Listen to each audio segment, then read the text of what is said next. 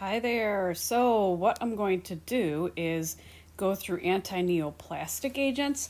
This is chapter 14 for those of you that are in the pharmacology course. But other than that, you really don't have to worry about the chapter because we're just going to talk about these types of agents. Now, I'm going to skim through a lot of these, and I'm going to focus on the things that really are important with anti-neoplastic agents. With this pharmacology class, you don't have to know the chemotherapy drugs. There's a lot of them, and so that's not expected.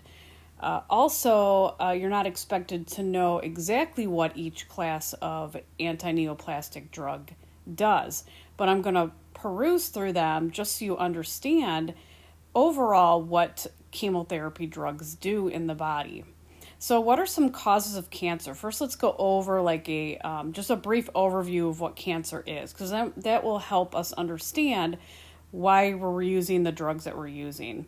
And there's no cure for cancer, unfortunately. As far as once it becomes metastatic, we do have many treatments, but there's still not that magic bullet cure for cancer. So causes, we do know genetic predisposition is a huge component. Sometimes viral infections are a predisposition. Do you have constant irritation, cell turnover? Think about reflux disease and Barrett's esophagitis. If you're not sure what that is, look that up, but it basically is changing the cells in the esophagus. Your esophagus is meant to be more alkaline and not acidic, and if you end up with chronic GERD, acid is going up into your esophagus and those cells change. Stress, lifestyle factors, and environmental factors. There's pollution, there's different types of chemicals in our cleaning supplies. So there's lots of different environmental factors, lifestyle factors, alcoholism, or certain foods. Even sugar now they're saying is very toxic to our body. So there's different types of cancer. We have solid tumors and hematological malignancies. I think blood cancer, leukemia. There's myelomas. But right now we're just going to talk about cancer in general. So as far as cancer goes, remember it's an abnormal cell. It's not differentiated very well. They just keep dividing and they don't look like the original cell. So anaplasia is where they lose their differentiation and organization. So they can't function normally at all. And then autonomy is cancer cells grow without the usual restrictions that regulate cell growth. So it's just kind of out of nowhere. It's like a kid that misbehaves, right? Like a really bad kid that misbehaves, or even adults that misbehave. It just is off the rails, put it that way. And then it ends up forming a tumor. Now, there's different grades of tumors depending on where it's at also. Like prostate, we do grades as well as what's called a Gleason score. For breast cancer, is it estrogen sensitive? So we try to figure out if the cancer is estrogen receptor positive. It's also graded. But just so you know, metastasis means that cancer cells that have traveled from that original site to another area of the body. So it usually has to go in the lymph tissue first, and then it deposits into another part of the body.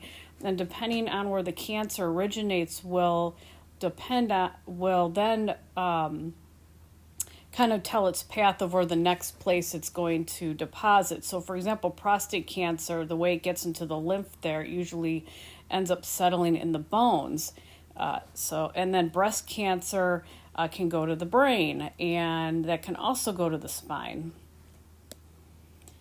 And here's just a picture of a malignant tumor. As you can see, it's just basically gone to town, is mutated, the anaplasia occurs, and so there's no real good differentiation between the cells. They just don't look normal, they don't look the same, and this is what brings us to the goal then. So we want to treat this cancer right here, but what's the goal of treatment? So we want to get rid of cancer cells but we also want to stimulate the immune system to destroy them. So it's not just going in and just killing cancer cells, but we need to also stimulate the immune system to destroy the immune cells, because your immune system needs to take over and help kill those cancer cells.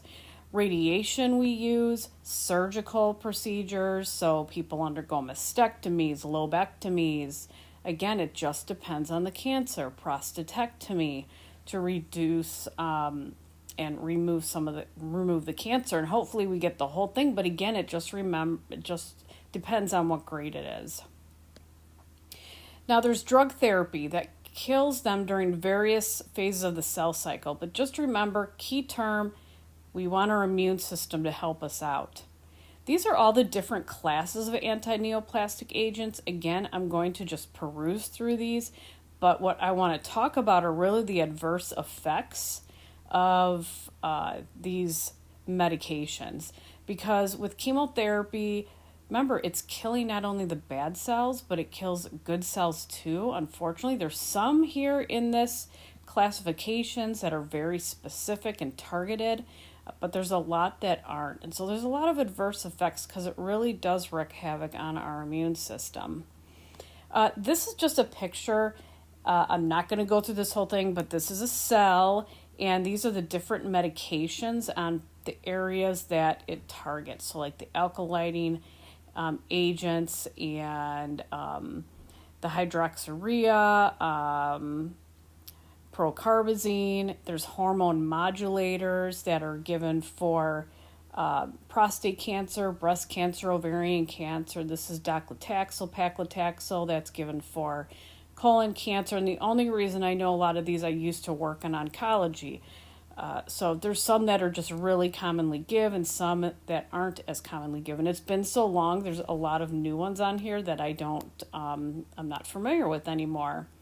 So which terms used to describe the process that occurs when cells lose their cellular differentiation and organization?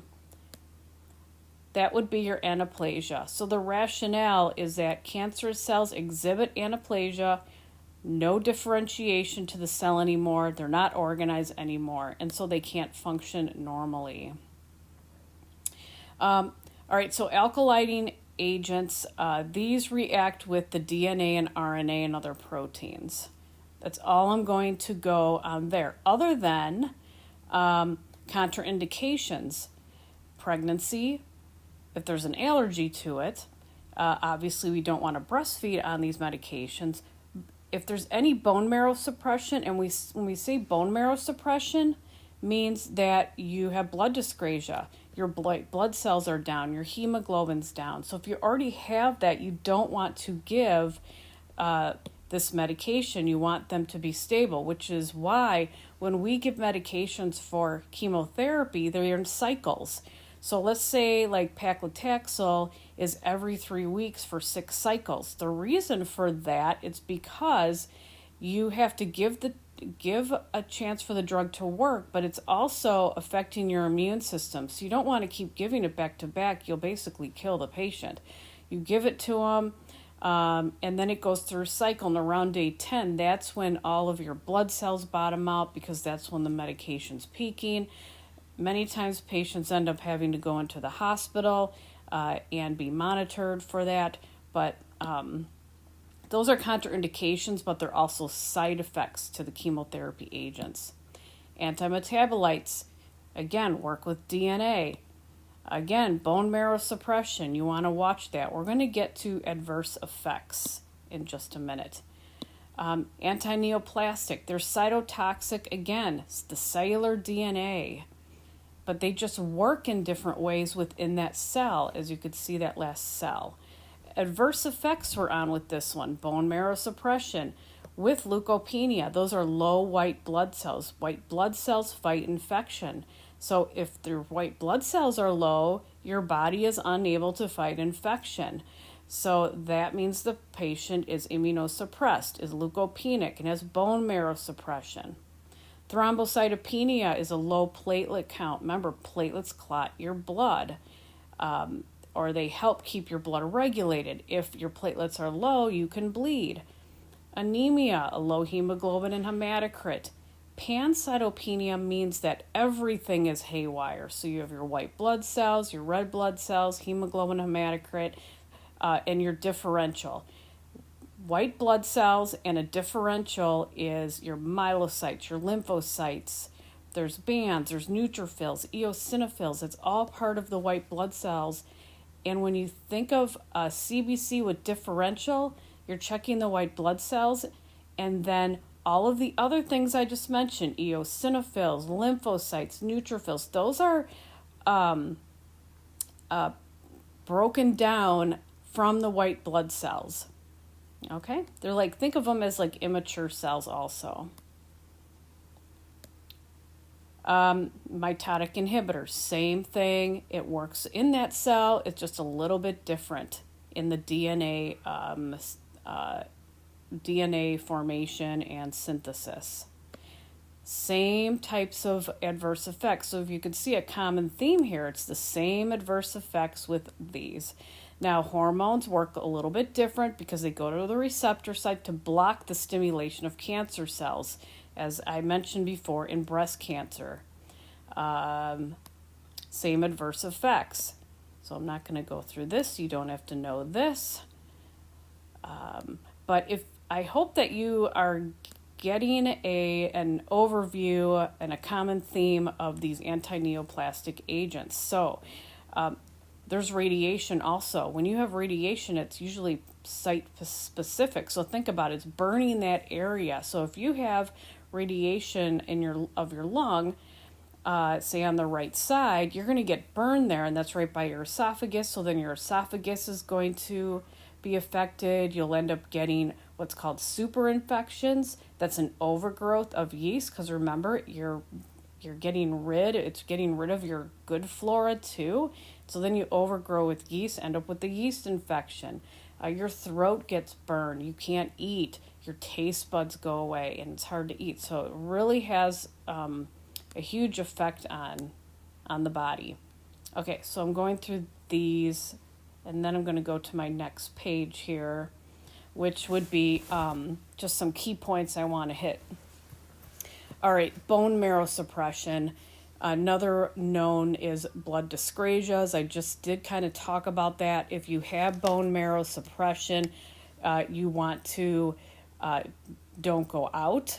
Stay away from kids. Stay away from people who are ill. You want to limit your contact. You don't want to be around like any soil, so no fresh flowers, no fresh vegetables. So any type of risk for getting bacteria and getting an infection, you want to stay away from. You feel very fatigued. Just do not feel well at all. You're at risk for getting infection.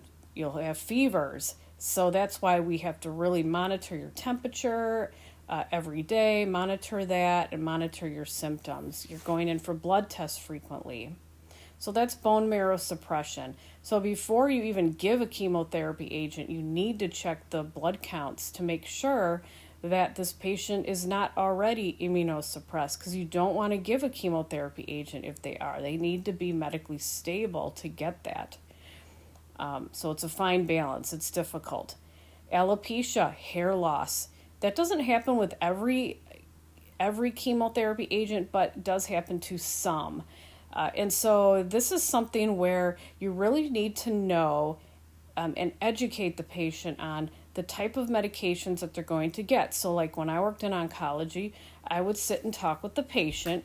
I'd know their medications, I know their side effects, and I would tell them ahead of time. And I'd say, with this medication, there is hair loss, usually begins at such and such a cycle.